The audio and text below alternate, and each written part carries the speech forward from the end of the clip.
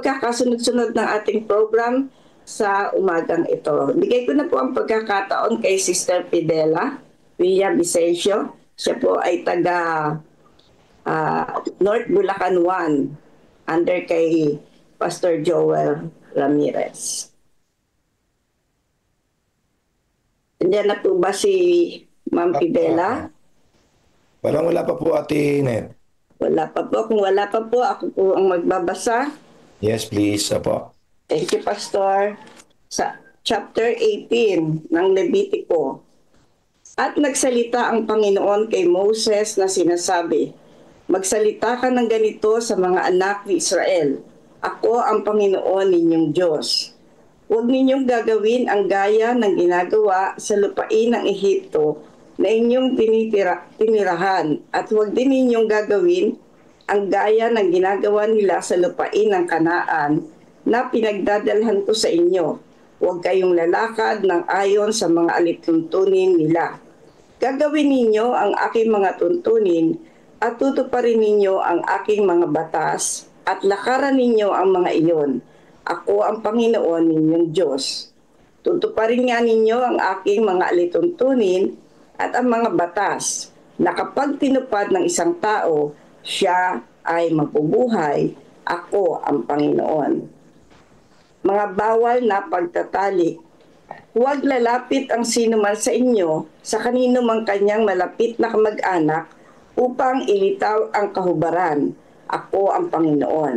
Huwag mong ililitaw ang kahubaran ng iyong ama na siyang kahubaran ng iyong ina. Siya'y iyong ina. Huwag mong ililitaw ang kanyang kahubaran. Ang kahubaran ng asawa ng iyong ama ay huwag mong ililitaw. Yun ay kahubaran ng iyong ama. Huwag mong ililitaw ang kahubaran ng iyong kapatid na babae na anak ng iyong ama o anak ng iyong ina, maging ipinanganak sa sariling tahanan o sa ibang bayan. Huwag mong ililitaw ang kahubaran ng anak na babae ng iyong anak na lalaki o ng anak na babae ng iyong anak na babae, sapagkat ang kahubaran nila ay kahubaran mo rin. Huwag mo ililitaw ang kahubaran ng anak na babae ng asawa ng iyong ama na anak ng iyong ama, siya'y kapatid mo. Huwag mong ililitaw ang kahubaran ng kapatid na babae ng iyong ama, siya'y malapit na kamag-anak ng iyong ama. Huwag mong ililitaw ang kahubaran ng kapatid na babae ng iyong ina, sapagkat siya'y malapit na kamag-anak ng iyong ina. Huwag mong ililitaw ang kahubaran ng kapatid na lalaki ng iyong ama, sapagkat sa makatuwid ay huwag kang sisiping sa asawa niya, siya'y iyong tiya. Huwag mong ililitaw ang kahubaran ng iyong manugang na babae, siya'y asawa ng iyong anak. Ang kahubaran niya ay huwag mong ililitaw. Huwag mong ililitaw ang kahubaran ng asawa ng iyong kapatid na lalaki, siya ay kahubaran ng iyong kapatid na lalaki. Huwag mong ililitaw ang kahubaran ng isang babae at ng kanyang anak na babae. Huwag mong pakikisamahan ng anak na babae ng kanyang anak na lalaki o ang anak ng babae ng kanyang anak na babae upang lumitaw ang kanyang kahubaran. Sila'y malapit na kamag-anak, ito ay masama.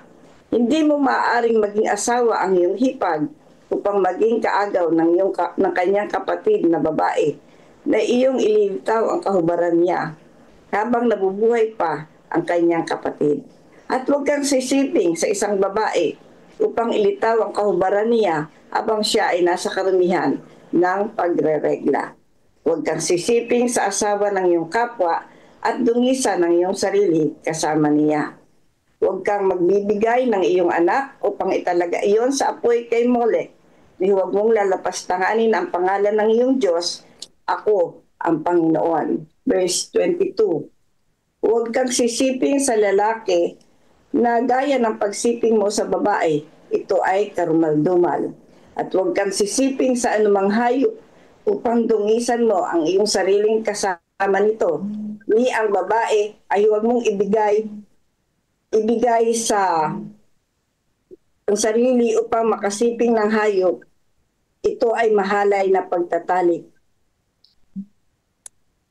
Huwag ninyong dungisan ang sarili sa alinman sa mga bagay na ito, sapagkat sa lahat ng mga ito ay dinungisan ng mga bansang aking palalayasin sa harapan ninyo ang kanilang mga sarili at nadungisan ang lupain, kaya't aking dadalawin ang kanyang kasamaan at isinusuka ng lupain ang mga naninirahan doon.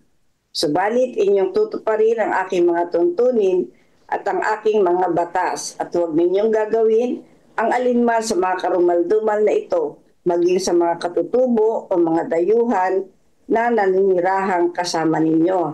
Ang mga tao sa lupain na nauna sa inyo ay gumawa ng lahat ng mga karumaldumal na mga ito at ang lupain ay nadungisan. Pagka isinuka rin kayo ng lupain, kapag dinungisan ninyo ito, gaya ng pagsuka nito sa bansang nauna sa inyo. Sapagkat sino mang gumawa ng alinman sa mga karumaldumal na ito, ang mga taong gumagawa ng mga iyon ay ititiwalag sa kanilang bayan. Kaya ingatan ninyo ang aking bilin na huwag gawin ang alinman sa mga karumaldumal na kaugaliang ito na ginagawa ng mga nauna sa inyo.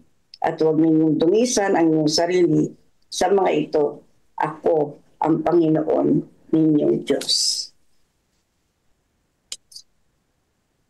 Dito po sa ating binasa. Amen. Amen. Amen. Amen. Dito po sa ating binasa sa chapter 18, ipinakita po dito ang lahat ng bilin ng ating Panginoon tungkol sa ating katawan, sa tawag dito sa ating una, sa ating sex life, pangalawa, sa ating pamumuhay. Tinawag ito ng Panginoon na mga karumaldumal, yung pagtatalik. Tapos binanggit din dito yung babae, yung lalaki, tatay, nanay, ate, kuya, yan. Lahat ay yung immediate family, hindi pwedeng magkaroon ng palitan ng asawa. Yung, halimbawa, siguro hanggang 4th generation ito, narinig ko kay attorney, yung ating Sumagaysay, attorney Sumagaysay, na hanggang 4th yata na generation, yun ang narinig ko, parang hanggang ika-4th generation, hindi po pwede. Kasi ito ay karumaldumal, tinawag na karumaldumal ng Panginoon.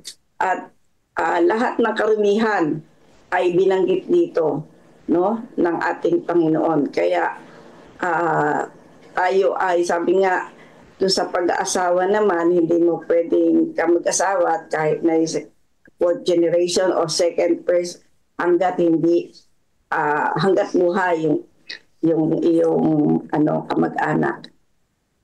Yun lamang po ang nakita ko dito. Ang inano lang sa atin dito, pinagkaloob sa atin ng Panginoon dito, yung mahalaga ay yung lahat ng karamihan ay sinabi niya dito tungkol sa ating katawan, sa ating buhay bilang mga mag-asawa, bilang mag-nobyo, nobya, at iba pa na kung saan ito ay karumaldumal sa Panginoon. At ang sabi nga niya dito, kapag ito ay hindi natin sinunod at hindi natin ininyatan ang kanyang bilin, ay sabi diyan ay huwag natin gayahin yung ginawa ng una, sapagkat ako ang Panginoon ninyong Diyos. Kasi minsan, di ba Pastor Jerry, meron silang reason.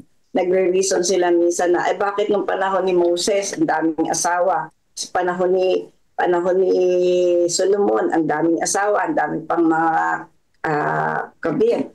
O, bakit ngayon hindi magawa? Kasi may bili na ang ating Panginoon tungkol dito. Dagdagan niyo po, Pastor Jerry. Amen. Salamat po, Ate Net, sa paglilid.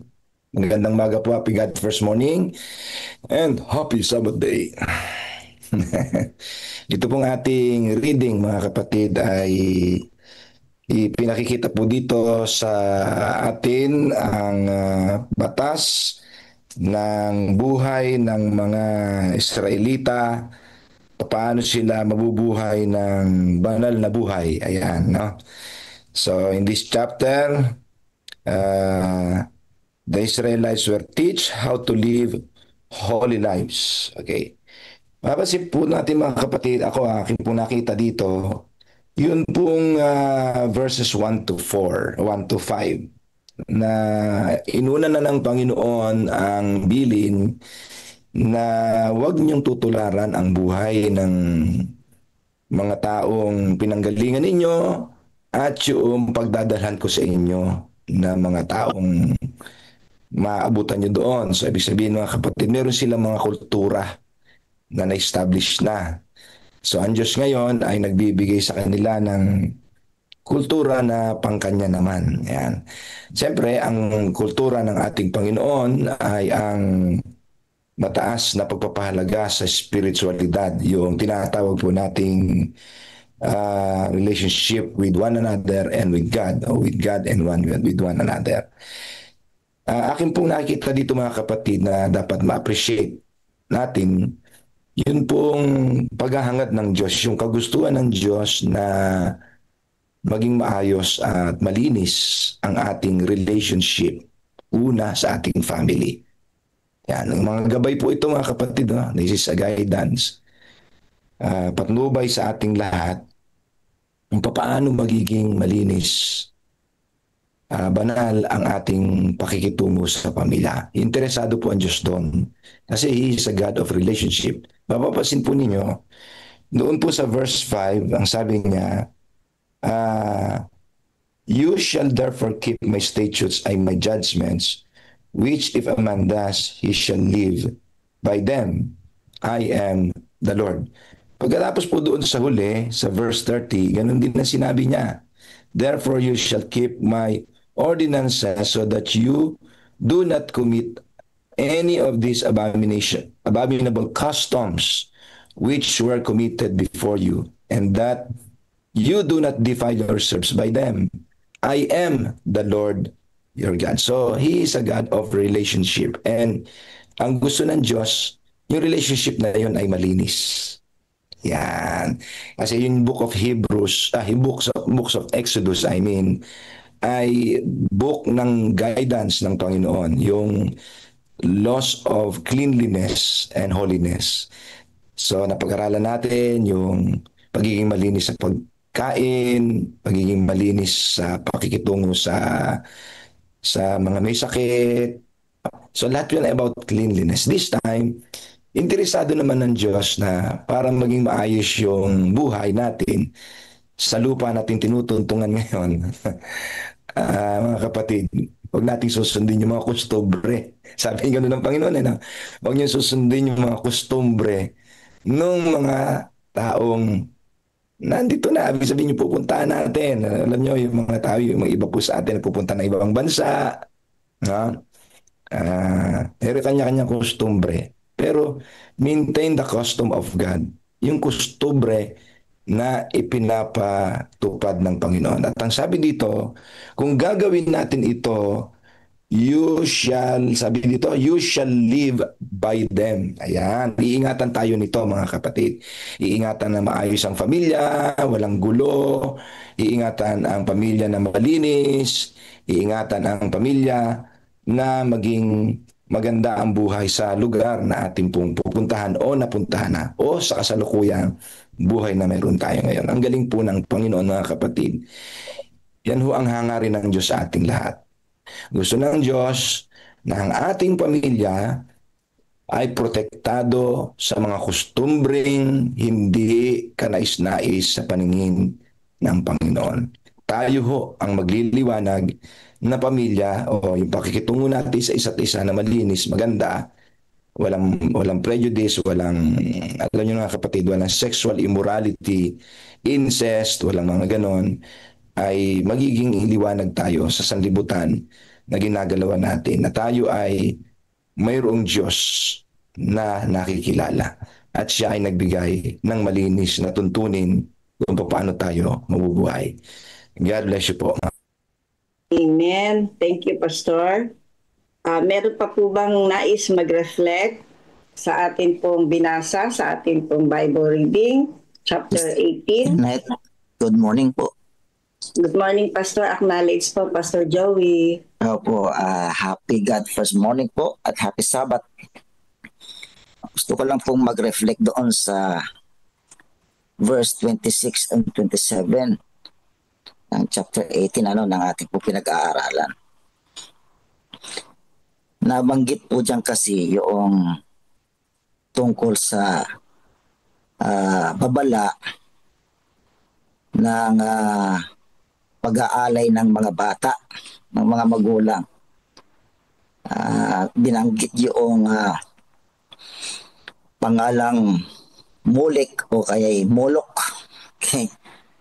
Si Molek at saka si Molok po ay tinatawag nilang God of Fire noong unang panahon.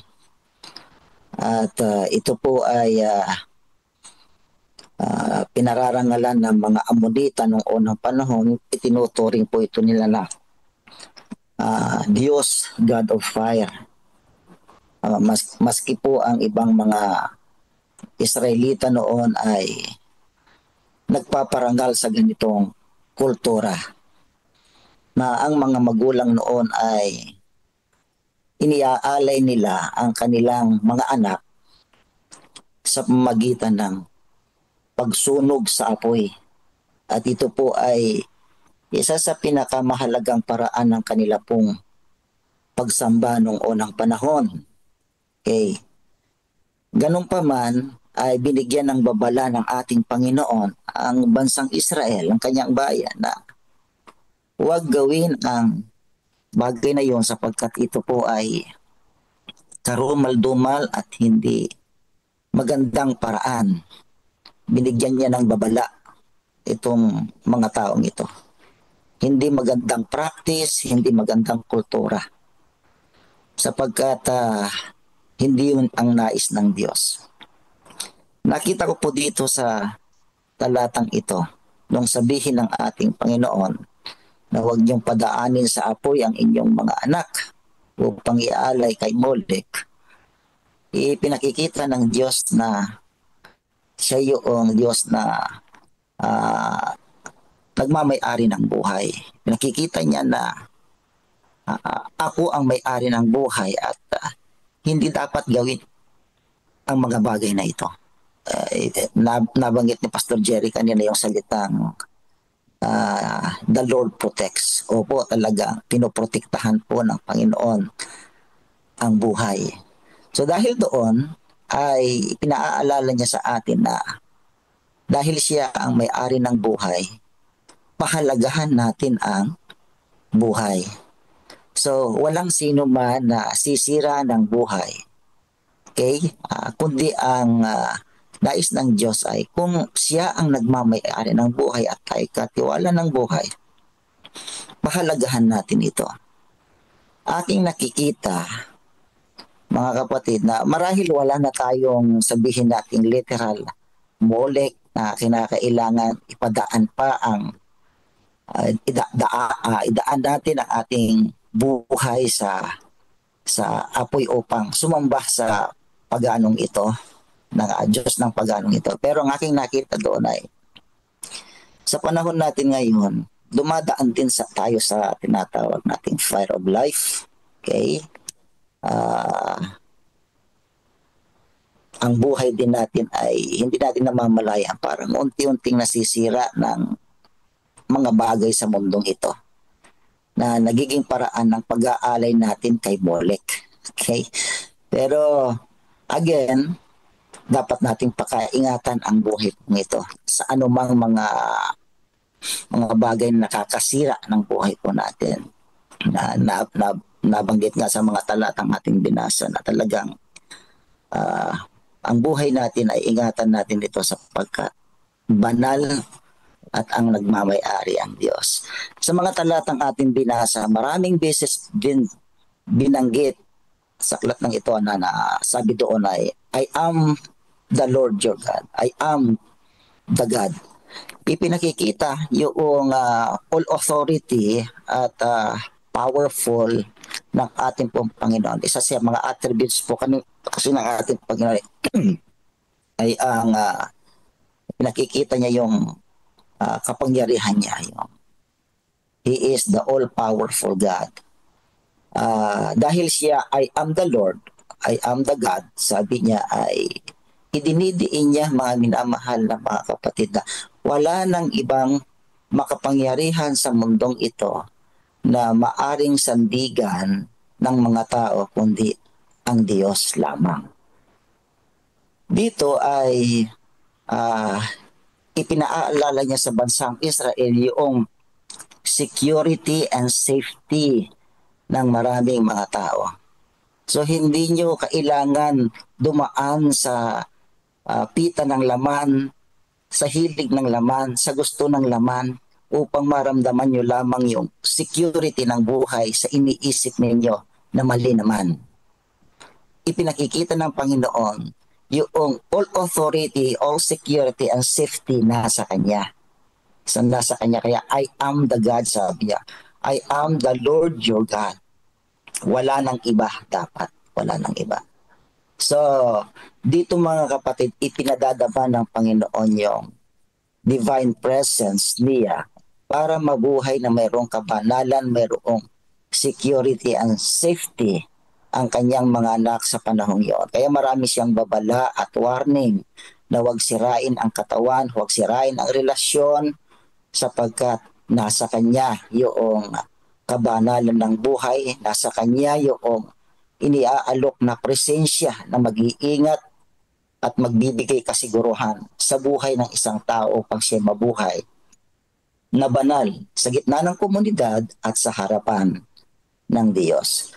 Sa akin, yan po ang aking simpleng reflection sa ating pong pag-aaral sa Leviticus chapter 18. Good morning and happy God first morning. Happy Sabbath po sa lahat.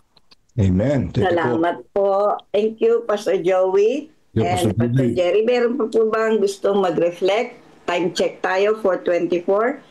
At 4:25, may 5 minutes pa po tayo. Sino pa po ang nais mag-reflect? Internet. Acknowledge po. First morning. God bless morning, Pastor Nelson.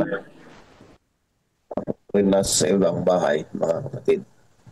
So, ang aking pong reflection dito ay nakita ko yung kautihan at pagmamalasakit ng Diyos sa kanyan. Dito sa talatang bumukaw sa akin ang talatang 2. Salitain mo sa mga anak na Israel. Sabihin mo sa kanila, ako ang Panginoon mong Diyos.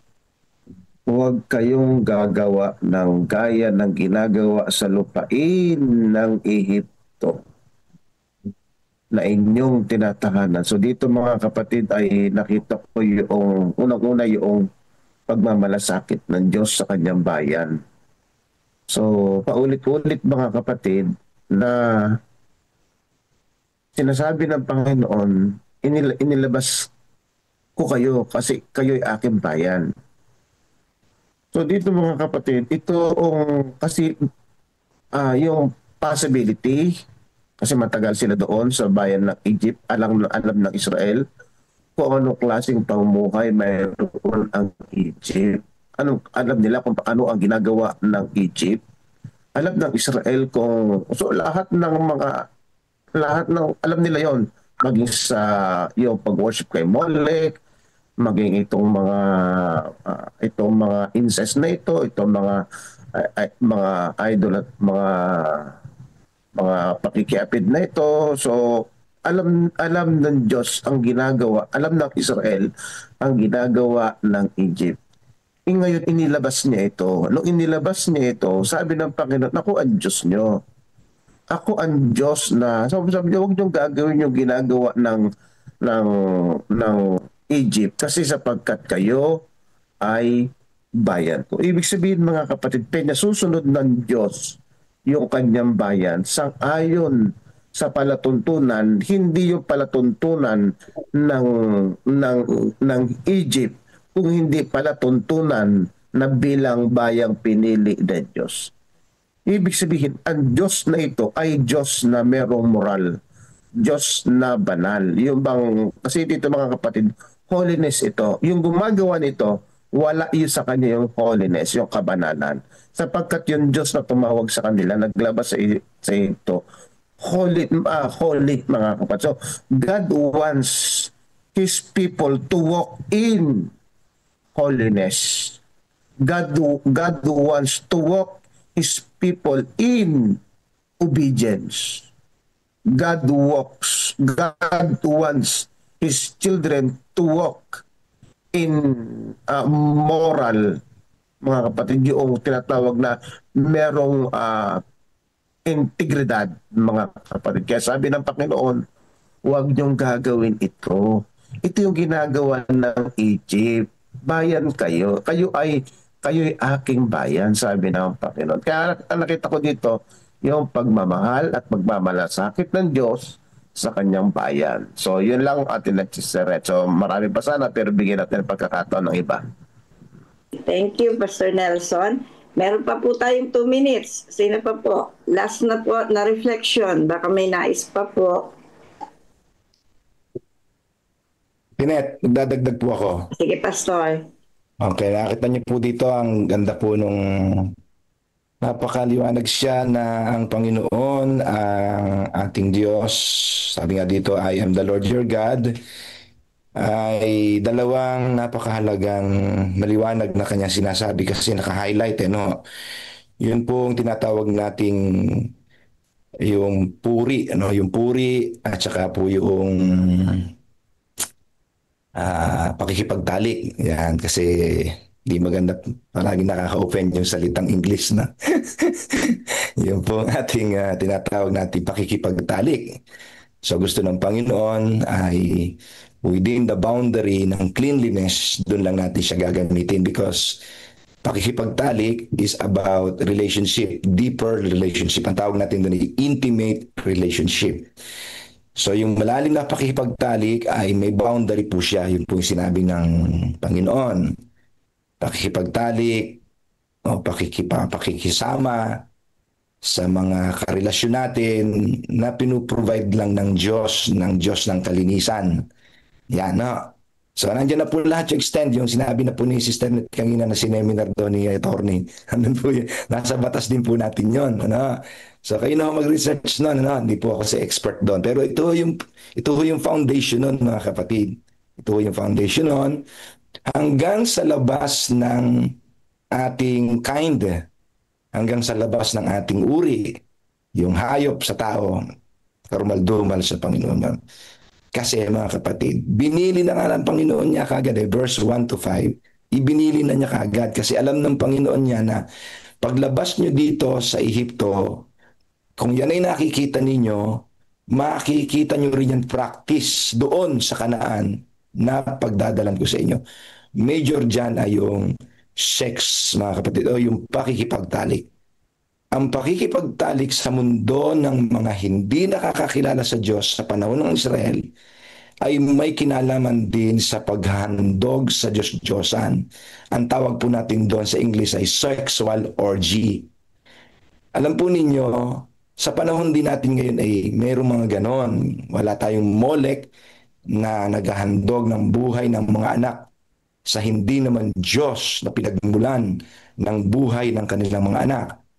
Gusto ng Panginoon, sabi nga ni Pastor Joey, palagi niyong alalahanin na ang mga anak ninyo, ang buhay nila ay galing sa akin. Huwag niyong ihahandog kung kangi-kanginong Diyos ang inyong mga anak.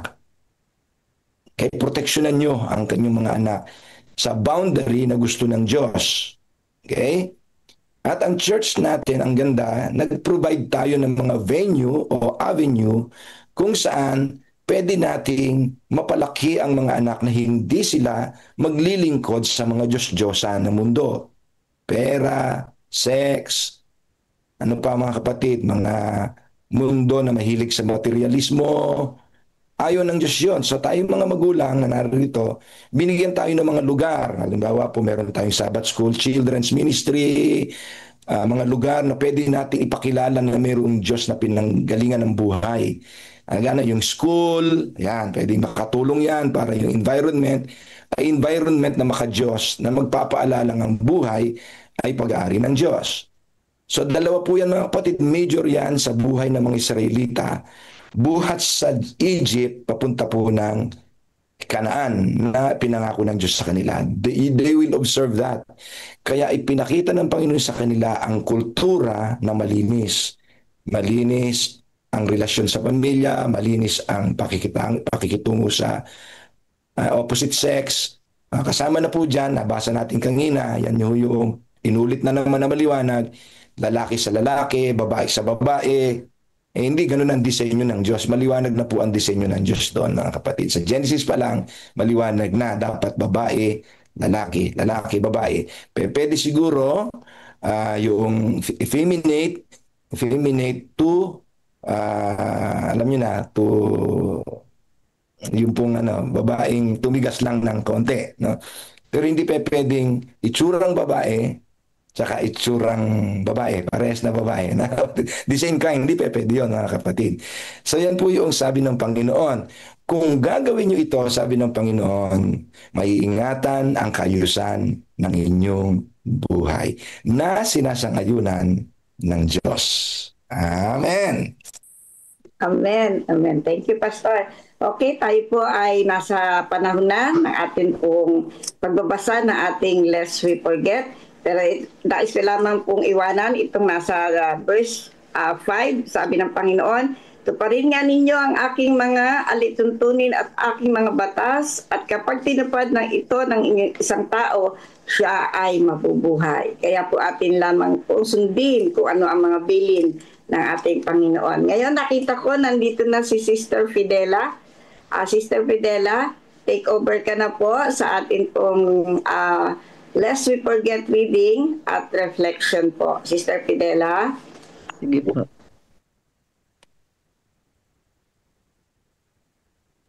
Welcome. Okay. Ang atin pong morning devotional ngayon para sa Lest We Forget, ito po ay pinamagatang si Charles M. Kinney. Ang atin pong key text ay matatagpuan sa Galatia chapter 3 verse 28. Ang sabi po dito, walang Hudyo o Griego, walang alipin o malaya, walang lalaki o babae, sapagkat kayong lahat ay iisa kay Kristo Jesus. Si Charles M. Kinney ay magiging unang Afro-American na naordinahan bilang isang ministrong Seventh-day Adventist. Ipinanganak bilang alipin sa Virginia noong 1855, pagkatapos ng Civil War sa edad na 10 or 11 years old. Napunta siya sa kanluran kasama ng grupo ng mga dating alipin na umaasang makahanap ng mga mas mabuting pagkakataon sa bagong bukas ng mga teritoryo, at iyon nga ang ginawa ni Kinney. Ang pagbabago sa kanyang buhay ay dumating noong 1878, noong dumalo siya sa sunod-sunod na pangangaral na isinasagawa ni J.N. Lowborough sa Reno, Nevada. Sa pagtatapos nito, si Kinney na marahil ay natatanging itim na dumalo, ay naging isa sa unang 7 kaanib ng bagong kongregasyon sa Reno. Habang nagpapatuloy ang serye ni Lowborough, dumalaw si Ellen White sa Reno, at noong July 30 nangaral siya sa 400 tao sa mga salita ni Juan. Masdanin niyo kung anong uri ng pag-ibig ang ipinagkaloob sa atin ng Ama, upang tayo'y matawag ng mga anak ng Diyos. Ang talatang iyon at ang sermon na pumunod sa mga implikasyon nito ay nagbigay kay Kinney ng katiyakan at tapang na magpahintulot sa kanya na sumulong sa kanyang buhay. Ang buhay niya bilang alipin at dayuhan ay naging puno ng pag-aalinlangan. Ngunit nakatagpo siya ng nangangalagang pamilya sa Adventismo. Inihalal siya ng mga kaanib ng Reno na nakadama sa kanyang katapatan bilang kanilang unang church clerk. Ngunit parating pa lamang ang mas mabubuting bagay, inalok siya ng California Conference ng posisyon bilang kalihim ng Nevada Tract and Missionary Society.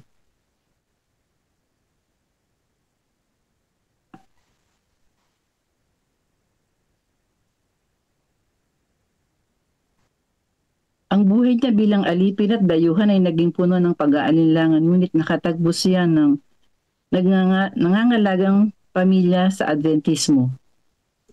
Ngunit parating pa lamang ang mas mabuting bagay, inalok siya ng California Conference sa posisyon bilang kalihim ng Nevada Tract Missionary Society.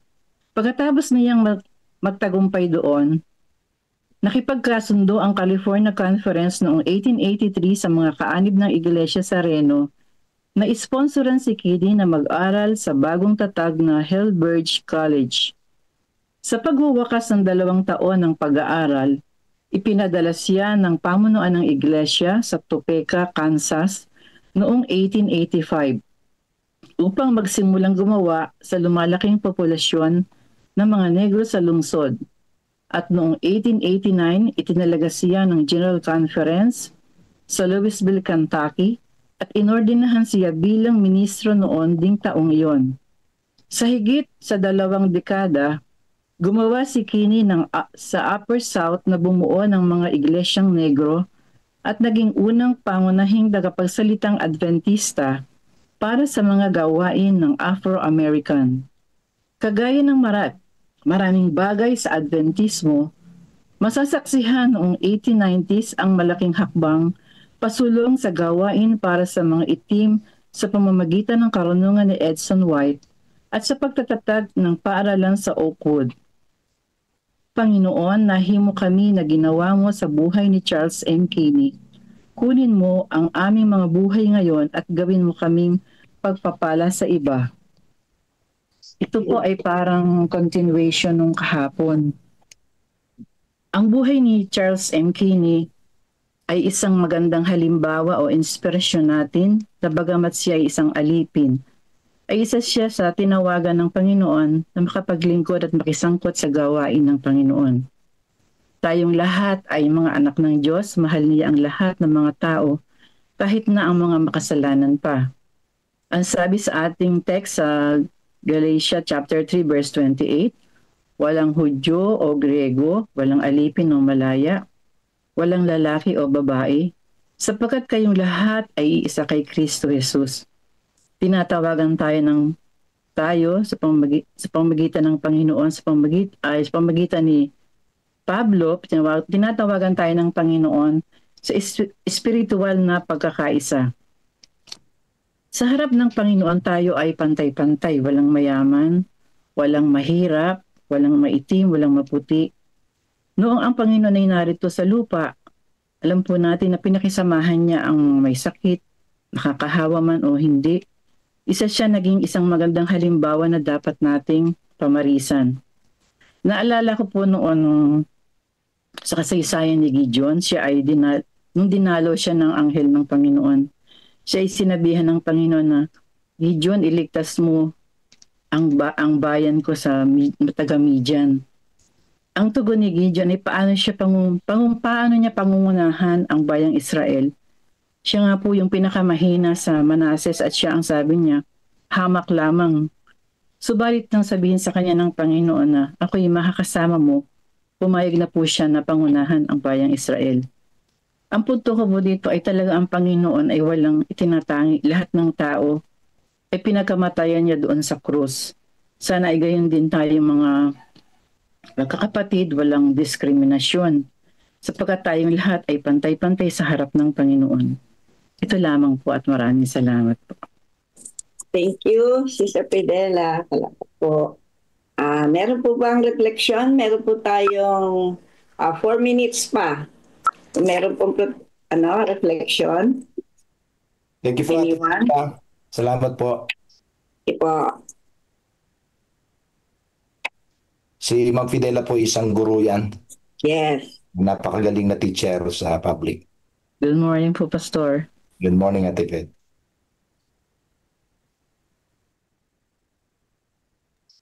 So okay na po, Tinet. Sister Fidela, prayer po tayo. Tayo po'y manalangin. Mapagpala po naming Panginoon sa mga oras na ito. Kami po'y nagpapasalamat sa iyong kabutihan sa bawat isa sa amin na kami po ay pinagsama-sama mo sa ganitong kaparaanan upang kami makalapit sa iyo. Panginoon, unang-una po, pakalinisin mo po kami sa aming mga nagagawang hindi maganda at hindi nagiging kalugod-lugod sa inyong dakilang harapan upang ang aming paglapit ay maging karapat-dapat po ang bawat isa sa amin. Salamat po sa mga paalaala na nabasa po sa banal na aklat, gayon din sa aming devotional ngayon. Na kami dapat, Panginoon, walang itinatangi sapagkat ang lahat ng tao sa mundo na ito ay yung mga anak. Nawa maging pagpapala nawa kami, Panginoon, sa iba, maibahagi namin ang iyong pag-ibig, ang iyong kadakilaan sa aming mga kapwa. Ito pong aming dalangin sa matamis na pangalan ng aming Panginoong Jesus. Amen. Amen. Okay, through video po tayo ng history ng ating church. Panoorin po natin.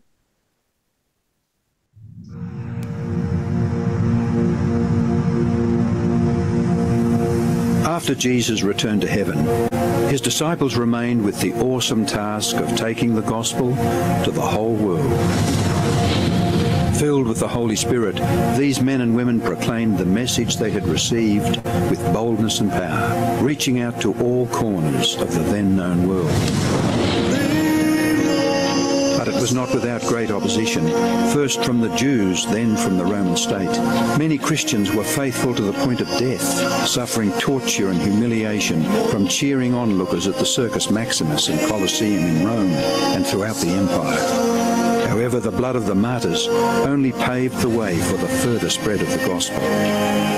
After years of persecution by the Roman emperors, one of them, Constantine, professed conversion to Christianity in 312 AD. Now Christianity became popular, but it resulted in many pagan practices and symbols entering the church, particularly in Rome. The Bishop of Rome assumed more and more power and authority and began to oppose and oppress all who recognized Jesus alone as the head of the church and who accepted the Bible alone as the supreme authority. To escape this increasing persecution, God's true people withdrew to the wilderness areas of Europe. In northern Italy, the Waldenses took refuge in the mountains. While many were slain, the light continued to shine in the darkness. God was still in control, and he began to raise up men like Wycliffe, Huss, Tyndale, Luther, Calvin and Zwingli to stand for his truth. They stood for the Bible alone, faith alone, and Christ alone. In 1798, in fulfillment of Bible prophecy in the book of Daniel, the religious and political supremacy of the Roman Church was temporarily reduced when General Berthier removed Pope Pius VI from his throne. Consequently, in the decades that followed, there arose a great awakening of interest in the prophecies of Daniel, and many were convinced Jesus was soon to return. In the United States, the Baptist preacher William Miller was joined by hundreds of other preachers in their expectation of the return of Jesus in 1844. However, when Christ did not return in 1844, further Bible study led a small group to discover that Christ's ministry in the heavenly sanctuary was an explanation for their great disappointment. They discovered that the Bible taught that the seventh day was the Sabbath that Jesus had set aside for his people. Slowly they came to understand that their mission was to preach the three angels' messages of Revelation 14. Their goal as Seventh-day Adventists was to preach with power the everlasting gospel and to prepare the world for Christ's return. More than 160 years have now passed, years that have brought 2 world wars, numerous military campaigns, financial depressions, the rise of atheism and secularism, as well as a booming world population, with natural disasters increasing in frequency and intensity. Today, the Church's mission and message is more relevant and urgent than ever in its history. Jesus is coming soon, and the world must be warned. Prepare to meet your God. Amen. Prepare to meet our God. Tawagin natin si Pastor Nelson para po sa ating naka-schedule na corporate testimony. Hey, good morning. Good morning, everyone. Good morning, Ate Net. So, ang talaga ngayon, ang magkapitbahay lang kahapon, ang nagbunga ngayon naman ay ang Subic. Ayan, mga kapatid. Maganda rin po ang kwento at response ng mga kapatid doon patungkol po sa COP kung paano lumago, nababago ang buhay ng mga kapatid sa pamagitan ng pagtatapat at niyakap ang combined operating plan ng Iglesia. Pastor PG, so nandito na ba ang ating mga kapatid? Pastor PG? So, taga-Subic. Pastor? Po, Pastor. Pwede po mag-share screen? Sige. Pa-pan po sila. Church po. Sige po. Sige. Sino yan? Si Sister Esther Joy ba yun? Yung Subic SDA Church po na account. Subic SDA Church. Subic. Po. Tubig. Ayan, okay na po. Sige po. Okay na. Welcome po kayo. Sige, salamat.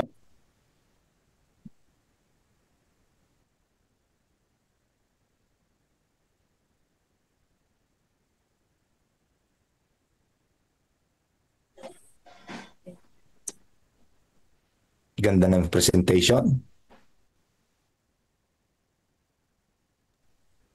Paki-open po ang inyong mic. Yung audio pala. Sorry. Agad first morning sa ating lahat and happy Sabbath. Happy Sabbath po. Ang Subic Church ngayon ay natasan sa missional report. And meron lang kaunting brief history sa aming church. The journey of the Subic Seventh Adventist Church began on March 2, 02 under the name Iluwas SDA Church. And it is insanation that the congregation gathered in the modest rented space doon sa Iluwas, Subic. Luwas pala yun. Yes, Pastor. Driven by a shared faith and a vision to grow spiritually and communally despite limited resources, the members remain steadfast in nurturing a vibrant relationship rooted in the teaching of our Seventh-day Adventist Church. Good. And on December 18, 2021, the church... Sasagutin lang. Pakimute po. Commute na po. Okay, the church formally relocated to its new site and was renamed Subic Seventh-day Adventist Church under the leadership of Pastor Dieter Munding. He was our district pastor that time.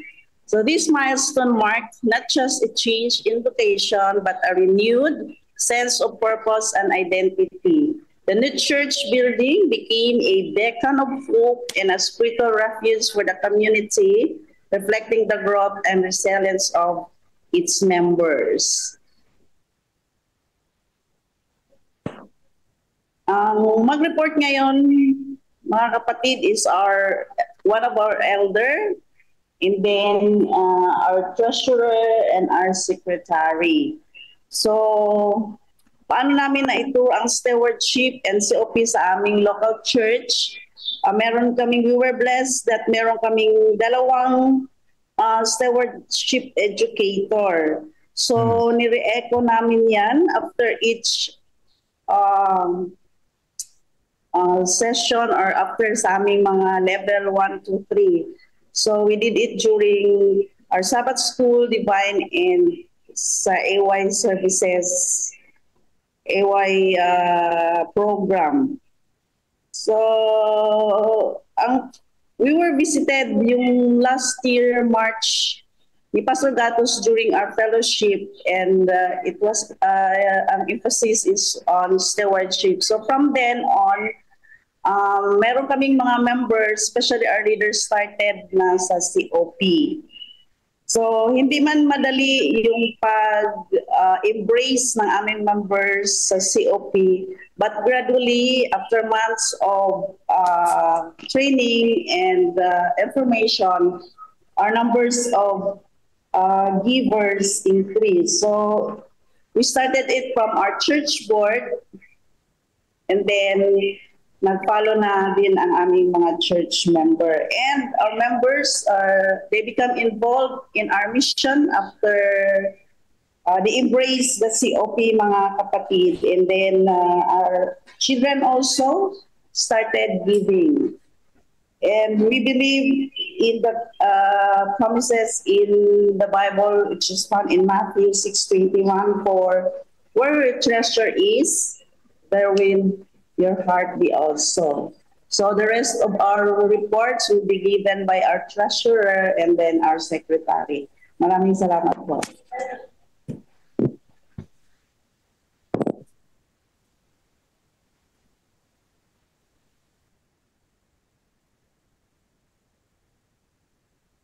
Ayan. Ako na po ba? Good morning po. God first morning po sa ating lahat. Yan. Chairperson. Ito po yung sa kasalukuyan na meron po kaming total member po ng Subic, dati pong Ilwas. Ayan po, siguro po malinaw naman po sa screen. 140 po yung total members. At yung amin pong attending members ay 95. At nandyan din po yung number of givers, 74. At napakabuti po ng Diyos sapagkat meron po kaming 10% or more na nagbibigay na member, 2 po. At yung 10% po na nag-CCOP ay 39. Meron po kami dyan 5 po ang below 10% at yung non-systematic po is 28.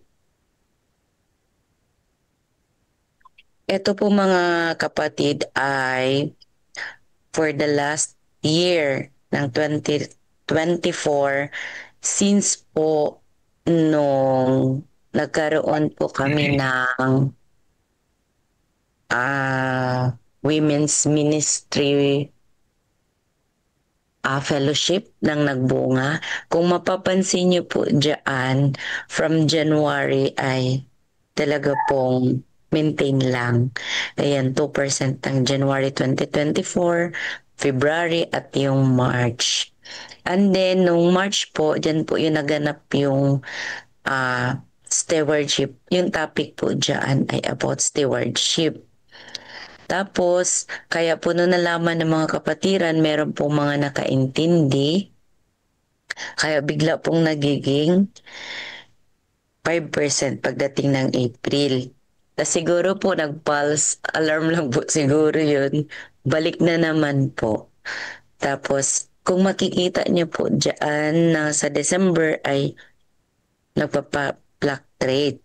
Tapos, ang nagkaroon po as what yung sinabi po ng aming ni Sister Adeline po kanina, Elder Adeline, na nagkaroon po ng seminar, yung educator po ng stewardship. So, unti-unti pong natutunan at na-embrace po ng ating mga kapatiran, kasama na rin po kami, na unti-unti pong napaliwanagan kung ano po ang magandang maitutulot ng COP. So, pagdating po ng January, ayan na po. Kung kanino pong nakita nyo ay malaki po ang porsyentong na bago pagdating ng January 2025. So, ayan na po yung aming kasalukuyan. January, February, March, April, and May. So, napakabuti po ng ating Panginoon sapagkat sa pagpapatuloy po ng pagpapalaganap at pag-promote po about COP at yan po ang nagiging resulta sa mga kapatiran. At ang amin pong hope po ngayon ay ipanalangin po ang mga kapatiran lalo. At isa na rin po ako doon upang ang pagiging tapat po na katiwala ay magagampanan po. So yun lang po yung Joy. Yun lang, babe. Amen. Amen. Good Morning po. Happy Sabbath. Sabat. So, bale po ang Subic Church po. Ay ako po pala si Esther Joy, ang church clerk po ng Subic SDA Church. Sa kasalukuyan po, ang Subic Church ay meron pong 2 church planting site. Kung saan po makikita nyo po sa screen. Ito po yung location ng aming pong iglesia. Matatagpuan po siya sa Manganbaka. And dito po, meron po kaming church planting site sa Kawag and meron din po sa Kalapakuan. Ayan po. So, bali, ayan po yung ating pong mga kapatiran sa Kawag and sa Kalapakuan. Ang Kawag po ay dahil pinagpala po tayo ng ating Panginoon, talagang meron na po silang sarili pong building. Ayan po. And dumadami po sila ng patuloy. And ito naman pong sa Kalapakuan ay itinatayo pa lang po yung building pero nakapag-purchase naman na po tayo ng sariling lote po. And ito po yung mga naging activities po namin noong starting po ng January. Noong January po ay tinutukan po ang Kawag kung saan ang mga kabataan po ay nagkaroon ng Voice of Youth kung saan 11 po yung ating pong pabinyagan. And then po noong February nagkaroon ng clean up drive na inaluhan po ng ating mga members, lahat po ng ating members sa Subic, and yung week of prayer po kung saan consistent po ang church po ng Subic sa pag-join even po sa Youth Week of Prayer and sa 10 Days of Prayer and sa Children Week of Prayer po. And nagkaroon din po ng Elders Crusade sa noong March kung saan 6 po ang nabinyagan po sa Subic. And ito po yung naging, since yung sa mga una po ay ang nagpan po talaga doon ay ang ilan po ay nanggagaling sa ating pong iglesia and ilan po sa ating pong mission and yung mga mismong personal na bulsa po ng ating mga kaparian. Pero po nung na-start na po na naramdaman na po yung ating pong COP sa aming iglesia ay dito po unang naging activity po namin kung saan COP funded na po ito ay yung aming pong 23rd church anniversary. Kung saan ang mga ginastos po ay COP funded na po. Kung saan nagkaroon din po ng dedication ang bawat mga officer po na ating church board. And nung nakaraan lang po July 14 to 18 ay nagkaroon po ng cottage meeting ang Kalapakuan naman po. Kung saan kahit binaha po ay tuloy pa rin at binagyo ang ating pong mga kapatiran sa Kalapakuan ay tuloy pa rin po ang ating pong cottage meeting. And ito po ang mga expenses po na kinuha dito kung dati po ay ang mga kapatiran ay namamroblema na share sa pagkain dahil yung naging problema din po ng aming iglesia nung mga unang taon po ay lalo na po nung nag-relocate po ang ating church, yung wala pa po tayong sariling building, daw may lupa na po. Pero yung pagpapatayo po ay talagang nahirapan po kami. Kaya tulong-tulong talagang sa bulsa ng mga kapatiran, donation, tapos request po sa ating mission. Kaya yung gastos po talaga is natutok siya sa ating pong church building. And sa pagkakalala ko din po, kapag may church board po kami noon ay meron pong time na negative po yung aming pong fund. Kumbaga, nag-abono po yung ating treasurer. Kaya sa aming pong part ng mga kabataan, pag napapakinggan po namin yun, parang napapa-question din kami na bakit walang pera yung ating church and wala naman po kaming ibigay din na malaki. Kumbaga kung ano lang din yung kakayahan din po namin dahil wala din po kaming work pa. Kaya kumbaga talagang yung aming pong mga kapatid na talagang nag-pray na sana dumating yung time na mabilis na lang yung ating, pag may project tayo na ganito, kumbaga mabilis nating magagawa dahil may pera yung ating iglesia. Kaya, pero naman po sa kabutihan ng Panginoon po, kahit wala pong fan ng aming church, ay yung mga kapatiran po ay mabilis naman po silang dumukot sa kanila pong mga bulsa. Kumbaga, pag may mga delegates tayo na walang kakayahan po sa transportation, talagang nagsishare po yung ating pong mga member po ng ating iglesia. And sa kasalukuyan po mga kapatid, ito po yung amin na pong na-purchase na po gamit po ang ating COP fund. Yung aming pong church dahil nung last year po, ang ginagamit po naming comfort room ay hindi pa po siya sakop ng ating pong iglesia talaga. Yung lupa din po. And wala pa po tayong sariling CR noon. Kumbaga daw, church lang po ang gumagamit ng CR na yon, pero hindi po siya sarili talaga ng ating church. Pero nung nagkaroon na po ng COP fund, ang ating pong church ay nakapag-purchase po tayo ng lote po. Hindi lang po para sa CR, kundi pati na po sa kitchen area natin. Kung saan nabayaran po ito agad-agad nung napagmitingan na kailangan na nating magkaroon ng sariling CR. Kung dati po parang hirap yung lang nga po, yung pambili lang ng mismong gamit na hirap na hirap. Pero nung in-approve po yung sariling lupa, talagang mabilisan po na ibigay dahil meron nga pong fund galing sa ating mga kapatiran, yung sa ating pong COP. And nakapag-approve na rin po ang Iglesia ng Subic ng budget po para po sa pagkain ng ating pong mga bisita. Kasi kadalasan po sa Subic po ay ang pumupuno din po talaga minsan ay yung ating pong mga bisita. So para ma-welcome na rin po namin and makasama pa po namin hanggang AY, so na i-request po na magkaroon ng food para hindi na po sila uuwi. And every Sabat po iyan. And pangatlo po, yung emergency aid po para po sa ating po mga church member and immediate family kung saan nakapag-approve po ng 1,500 pesos para po in case na meron pong nangyari and hindi na po, kung dati po magchat pa po sa GC, mag-aas ang treasurer, tapos pag mimitingan pa, syempre hindi naman po makapagbigay agad. So dahil may COP na po tayo and may pera na po ang church, mabilisan na lang po. And since approved na siya, pag lang po, confirmation lang ng pastor and elder, maibibigay na po yung budget. And ganun din po kapag namatayan ng ating mga kapatiran. And yung delegates po sa ating transportation na dati ay na kinukuha po sa ambag-ambagan, ay ngayon po ang ating pong iglesia na po mismo ang nagbabayad. And nakabili din po ang ating church ng water dispenser. Sa pwede ng mga kapatiran kung gusto nila ng mainit o malamig na tubig, pwede na po silang uminom. And ito po yung natuwa po talaga kami, lalo na po yung mga youth dahil sa church po kami po nag-handle sa communication, yung desktop computer po.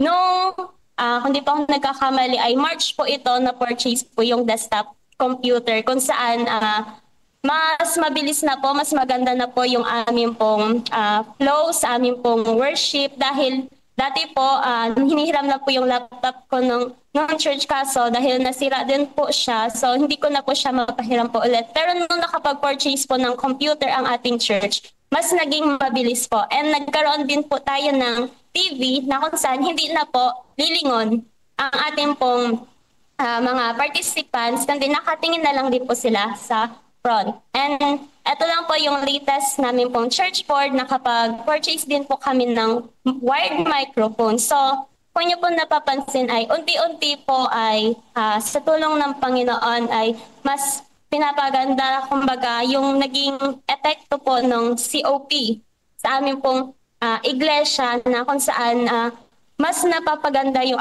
ating pong worship, mas na maganda yung nagiging flow. At the same time, mas nabibless tayo. And kumbaga, lumalago rin po tayo, hindi lang sa ating financially, kundi sa ating pong spiritually. Kaya napakalaki po ng epekto po ng ating pong COP.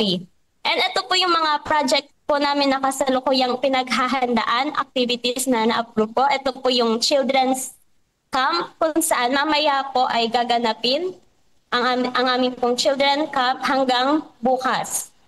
Ito po ay COP funded din po and yung ating pong Voice of Prophecy para naman po ito sa mga bagong binyagan din natin and sa ilang kapatiran na nais na kung saan mas ma-nurture pa po yung ating pong spiritual. And then yung Revival and Reformation po na ngayong August din po darating and yung ating pong Crusade, Kalapakuan or Kawag po.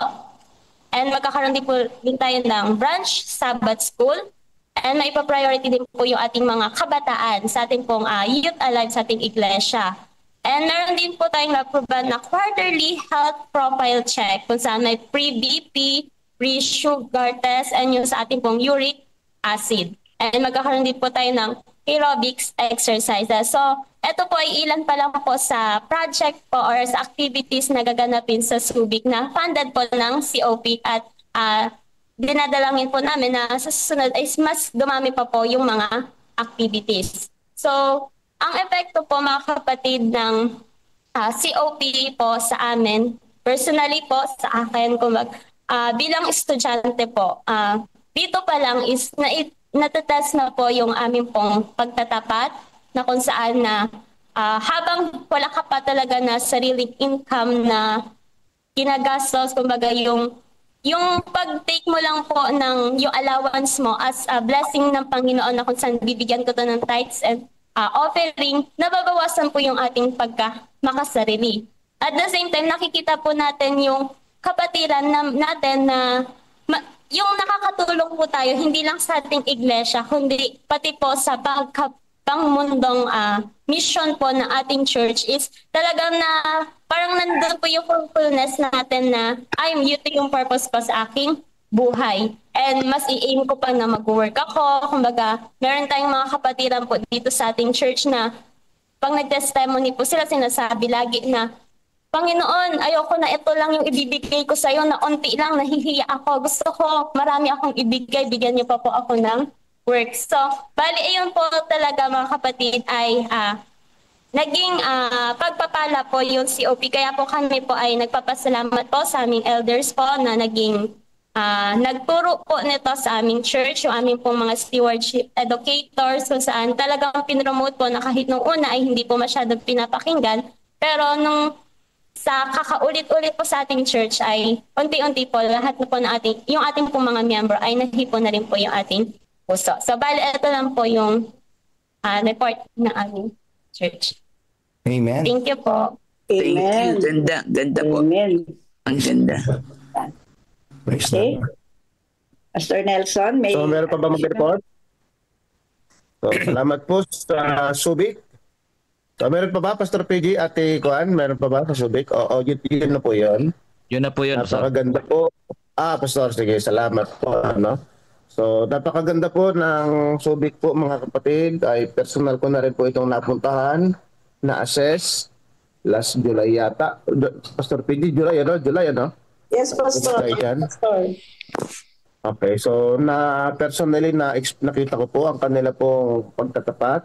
Ang mga kapatid ay talagang niyakap at minahal ang COP. Kaya makikita po natin dito kung paanong naapektuhan ng COP ang gawain sa lokal na iglesia. Amen. Mga kapatid, so nakaka-inspire po ang ganito pong kwento.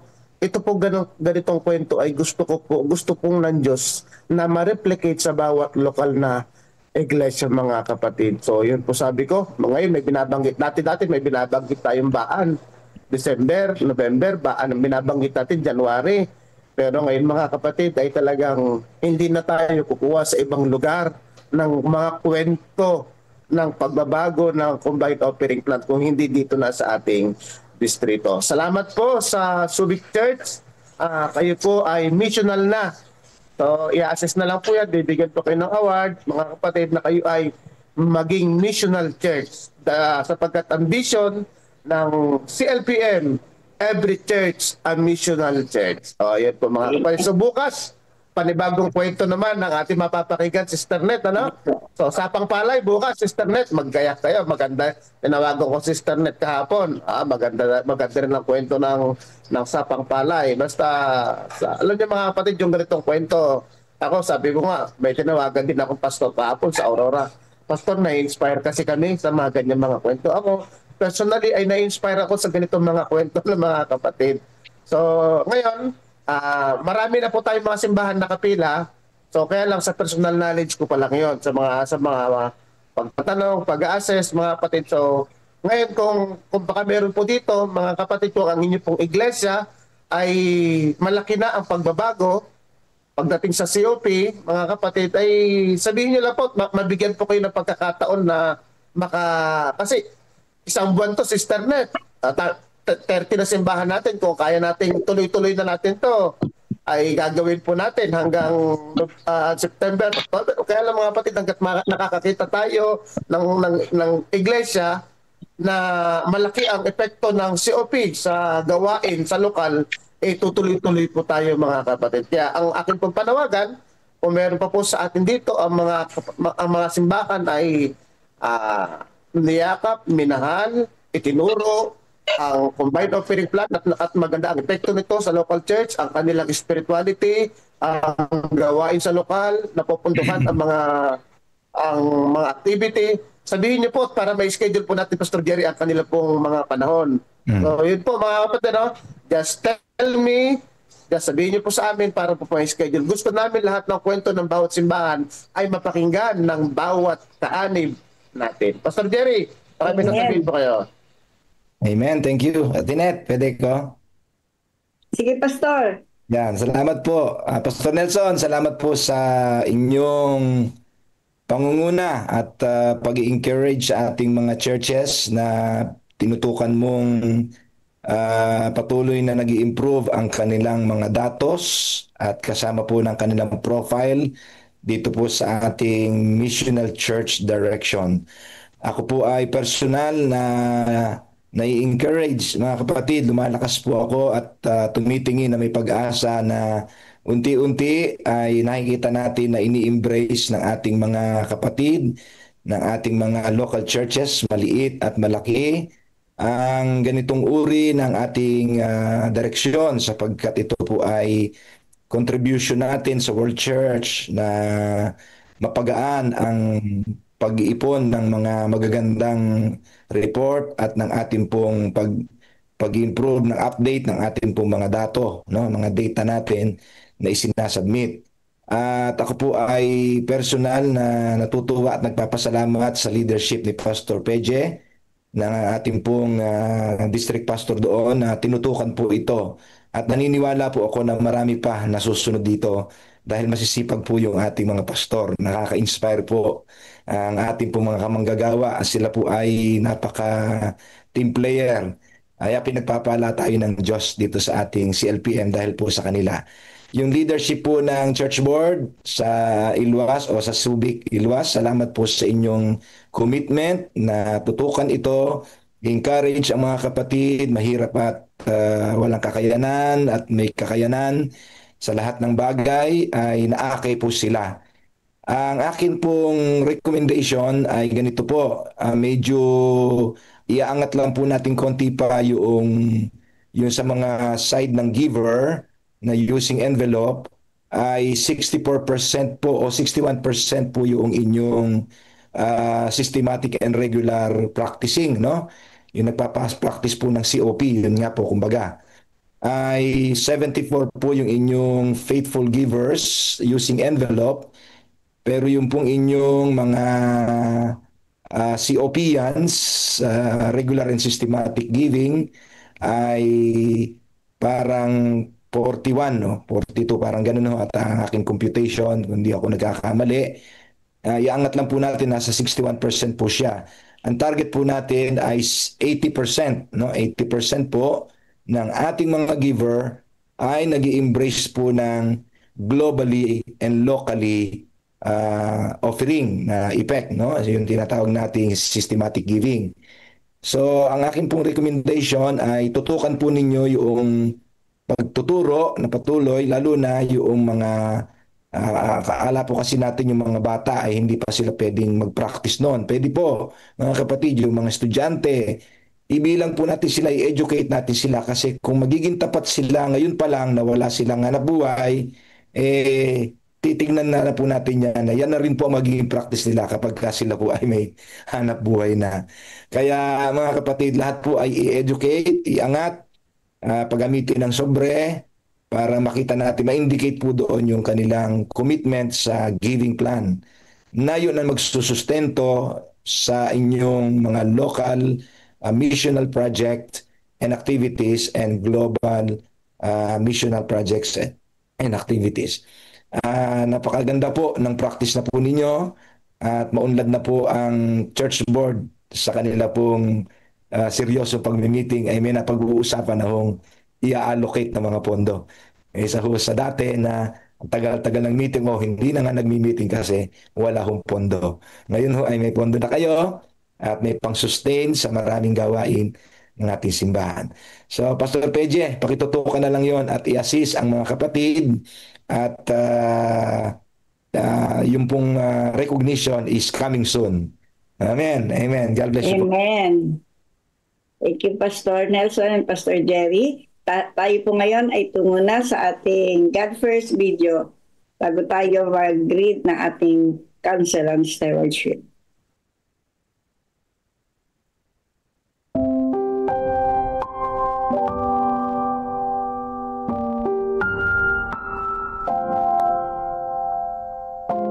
Unahin ang Diyos sa lahat ng sitwasyon. August 2. Offertory Reading Devotional. Makapapawi ng puot ang sagot na malumanay, ngunit nagbubunsod ng galit ang salitang magaspang. Kawikaan Kapitulo 15 Versikulo 1. Si Codequase Chipatiso ay negosyante na mahinahong magsalita. Isang araw habang siya ay nasa biyahe, huminto siya sa isang gas station upang magdagdag ng hangin sa isa sa kanyang mga gulong. Kaya lang, isa pang motorista na naunang dumating sa kanya ay nagparada ng hindi tama.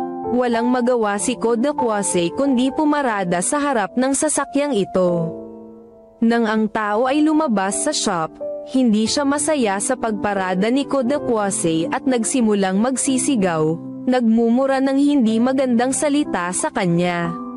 Ganun pa man, si Codequase ay nanatiling kalmado, nakangiting bumabati habang kanyang inaalis ang kanyang sasakyan. Samantalang lumalayo si Codequase, ang lalaki ay nagmanehong papalapit sa kanya, na pinagtatanong siya ng maraming katanungan. Paano ka nanatiling kalmado at bumabati pa sa akin samantalang sinisikap kong magalit ka? Bakit hindi ka gumanti ng sagot? Kung ikaw lang ay bumanggit ng kahit isang salita ay maaaring may masama nang nangyari sa iyo. Si Codequase ay tumugon na may ngiti, na nagsasabi, "Ako ay isang Kristiyano na may takot sa Diyos." Ang iyong nasaksihan ay hindi pinilit. Iyon ay natural na kung sino ako. Si Codequase ay nagpatuloy upang magsaysay tungkol sa Diyos at kung paanong nais ng Diyos na baguhin siya upang siya rin ay makapakitungo sa iba ng mabuti. Ito ang nagudyok sa isang lalaki na buksan at ibahagi kay Codequase ang mapanghamong sitwasyon na kanyang pinagdadaanan. Nangako si Codequase na ipananalangin siya at tiniyak niya sa lalaki na papatnubayan siya ng Diyos sa anumang mga hamon na kanyang kaharap. Pinili ni Codequase na unahin ang Diyos sa kanyang pakikitungo sa lalaki.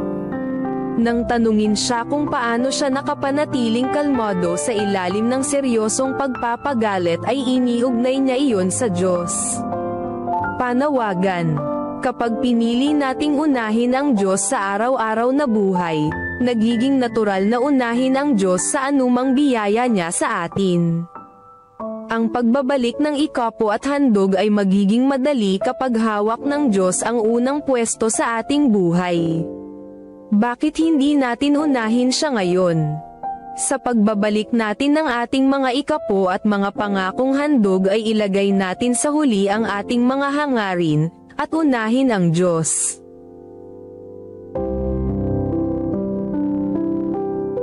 Amen.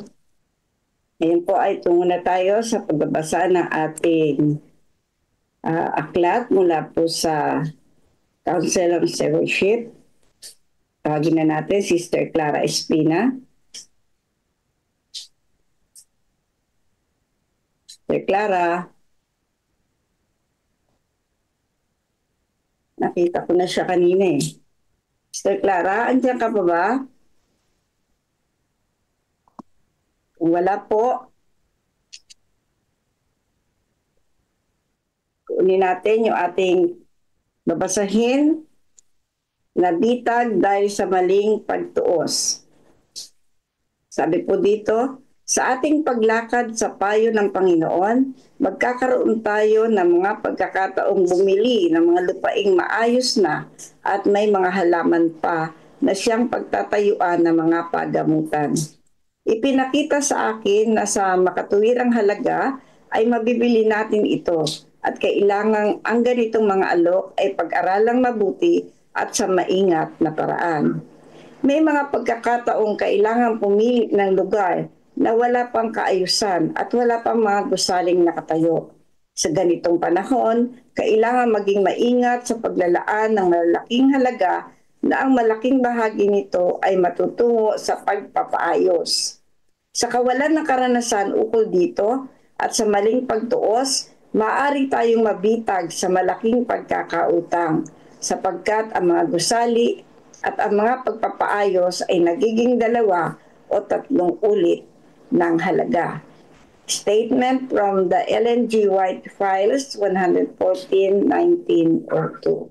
Pinakita po sa atin dito na marami sa atin, tunay na nangyayari po ito na nabibitag tayo dahil sa maling pagtuos. Hindi natin muna ginagawa ng project study o pag-aaral bago po tayo magkaroon ng yung katulad ng pagbili ng lupa, yung sa ating mga emergency na mga pangangailangan, sa ating mga pagtulong, sa ating mga ibinibigay, ay kailangan po natin na meron po tayong guide na ating susundan o yung ano dito yung pagbabudget. Ito yung pagtuos. Sabi maling pagtuos.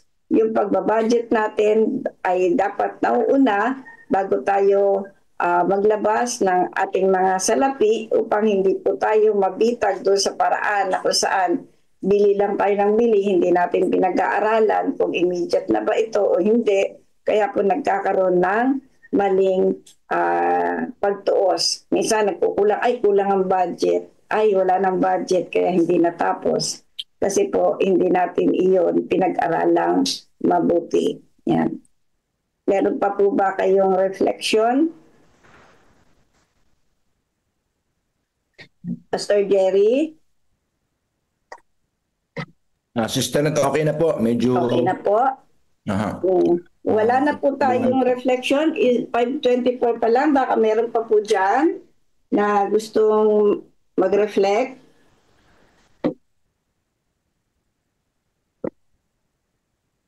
Kung wala na po, tayo po ay tutungo na sa atin pong United in Prayer. Bago po yun ay karoon tayo ng 2 minutes na silent prayer para po sa ating harvest. At yung ating commitment na po. And then, Acts prayer natin. Wala po si Sister Michelle Balili. Kunin natin ang adoration and confession. Bigay po natin kay, ano ba nakita ko dito? Sister Marisa Pascua, nandiyan ka ba? Or Sister Marisa? Ay, ito pala si Michelle. Okay, nandito si Michelle. Sorry, Michelle. Si Sister Marisa po may sakit po. Pasensya na sige po. Salamat po. Andyan pala si Michelle. Thank you, Michelle. And then susundan ito ng Thanksgiving and Supplication ni Sister Rosalie Santos. Andyan si Sister Rosalie. Sister Rosalie, andyan po yung mga prayer requests. Sundan na lamang po ninyo. Yan. Tapos closing song po tayo and then closing prayer closing prayer ko po. Salamat po. Pinet. Po, Pastor. Isama, baka malimutan po natin, isama na rin po natin sa panalangin yung pong mga nasa journey to missional church recognition na po yung kahapon yung nagbunga, ngayon po ay yung pong Subic. Isama na natin sa panalangin para po patuloy po silang gamitin ng Panginoon na maging modelo ng iba pang mga simbahang nagsisikap na maging kagaya ng kanilang ginagawa. Kasama po nito pa at doon po sa mga mahihilingan na manalangin po sa intercessory ay nire-request ko po na wag na po natin sanang sambitin yung po mga particular na sakit. Yun na po mga taong may sakit na lang po. General po natin silang ipanambitan sa Panginoon. Yung mga names banggitin, pero yung pong mga sakit ay iwasan na po nating i-public para dito na lang po sa group chat natin yon ipag-pray. Salamat po. God bless po. Okay. Noted po, Pastor. Sige po. Atin po ipanalangin nyo ang atin po mga kapatid at mga ibang kaibigan na mayroong karamdaman. Huwag na po natin banggitin ang kanilang karamdaman. Just banggitin na lang po natin ang kanilang mga pangalan. Sister Rosalie, at yung atin pong may bunga church kahapon sa ating pong corporate testimony at ang Subic ngayon. At ang iba pa nating mga missional church. Thank you. Bigay ko na ang pagkakataon at tayo po muna ay meron 2 minutes na silent prayer and then yun atin na pong Sister Michelle pasok na afternoon.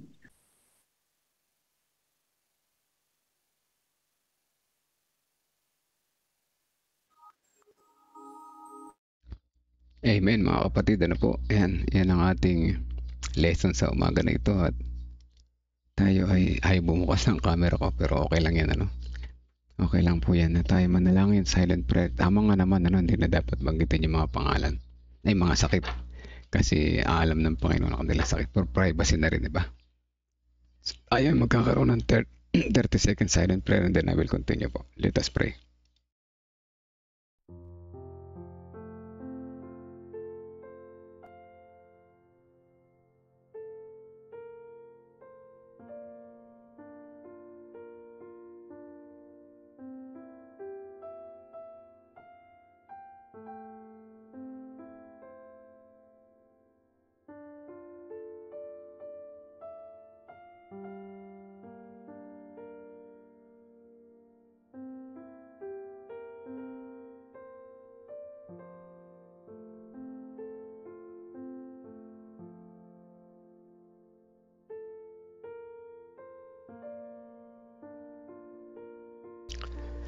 Tayo po'y manalangin. Dakilang Diyos, Ama naming banal na makapangyarihan sa lahat. Muli po ang aming pasalamat sa inyo sa umaga na ito. Ay patuloy namin tinataas sapagkat kayo ang aming Diyos na nabibigay palagi sa amin ng buhay sa bawat umaga aming pagising. Salamat sa pagtawag muli sa amin na muli kaming maka-attend sa devotional na ito, na muli makita namin ang kabutihan ninyo, ang inyong pagmamahal sa pamagitan ng Bible reading, sa history ng baka ating malimutan, ngayon sa mga testimonies ng mga iglesia naming napakinggan na kung saan ay nagbibigay sa amin ng inspirasyon kung paanong ang kabutihan ng pagiging tapat na katiwala ay tunay na napakainam para sa amin, hindi lamang sa iglesia, pinansyal, kundi sa bawat personal na paglago ng bawat isa, kung saan kami ay inuuna namin kayo sa halip na aming mga sarili. Salamat po Diyos sa ganitong kapamaraanan ay kami mayroong pagkakataon na matuluyan na makapagbago at ikaw ay aming kasama sa aming buhay. Dalangin din namin ang bawat isa na narito ngayon. Kami ay may mga personal na kahilingan din naman, kaya hindi nyo nasa CLPM God First Morning Live ay inyo pong dinggin ang aming mga kahilingan ayon sa inyong kalooban. Ipagkaloob sa amin to ng nararapat sa amin at pinakmabisa, pinakmahusay, dahil kayo ang Diyos ng karunungan. Ilan sa amin may mga kamag-anak, kaibigan, kakilala na may mga karamdaman. Ilan sa amin ay nabibigatan pinansyal. Ang ilan sa amin ay nahihirapan maging tapat na katiwala, hindi makapagbalik ng tamang tithes, hindi makapagbigay ng aming pasasalamat na handog. Dahil ang kalaban ay patuloy na gumugulo sa aming isipan, tulungan niyo po kami na magkaroon ng karunungan, na kayo po ang aming piliin at gawin namin ang tama ayon sa inyong pinapayo, sapagkat ito ay napakainam para sa aming pagbabago na aming karakter. Dalangin namin ang sambahayan ni Ate Rebe, ang kapatiran ng San Leonardo Church, lalo na yung mga bagong binyagan o dakilang Diyos. Samahan niyo po sila sa kanilang paglago at ilayo sa anumang mga tukso ng kaaway. Dalangin din namin ang sambayan ni Ate Lorna, ni Kuya Bobby, kaya din naman si Sister Sweetie, Sister Hannah at ang kanilang buong pamilya. Gayon din ang sambayan ni Nanay Nerissa kasama si Veronica at ang kanyang mga mahal sa buhay, si Sister Nimpa Rivera, ganoon din si Ma'am Nora at si Brother Leonard sa kanyang patuloy na recovery. Dalangin din namin ang sambayan ni Ate Mitch kasama ng kanyang mga personal na kahilingan, ang sambayan din ni Brother Esmin Suba at ang kanyang buong pamilya at ang kanyang iglesyang nasasakupan. Ngayon din ang sambayan ni Ate Evelyn Sabat, Sister Teresita Ladia, si Sister Marites Corameng. Ngayon din ang sambayan ni na Kuya Narsing, Kuya Monching, Kuya Melchor Calas, at ang sambayan ni Sister Gloria Balbido, Sister Tess Flores, Sister Rose Cris Encarnado. Ngayon din ang sambayan ng bawat isa na narito ngayon. Hindi namin nabanggit ang kanilang mga pangalan, ngunit kasama namin na nalangin na nagpapasalamat sa inyo sa banal na araw ng Sabat na ito na ibinigay niyo sa amin. At maraming salamat po Ama, at kami ay palagi niyong ginigising, tinatawag sa bawat umaga. Ito po ang aming dalangin sa pangalan na Jesus namin tagapagligtas. Amen. Amen.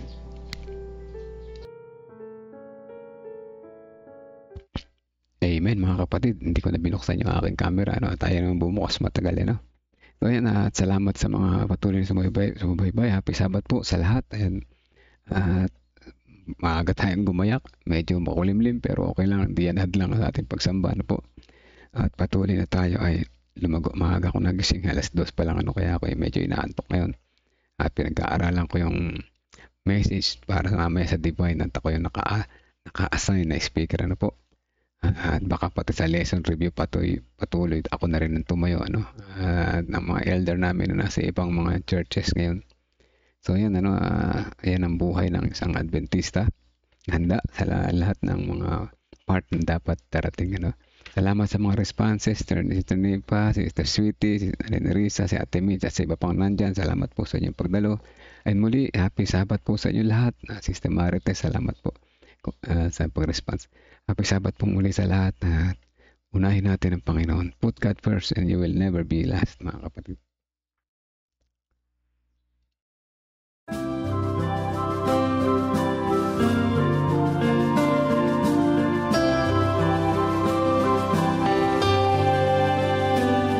I hear the voice of Jesus calling.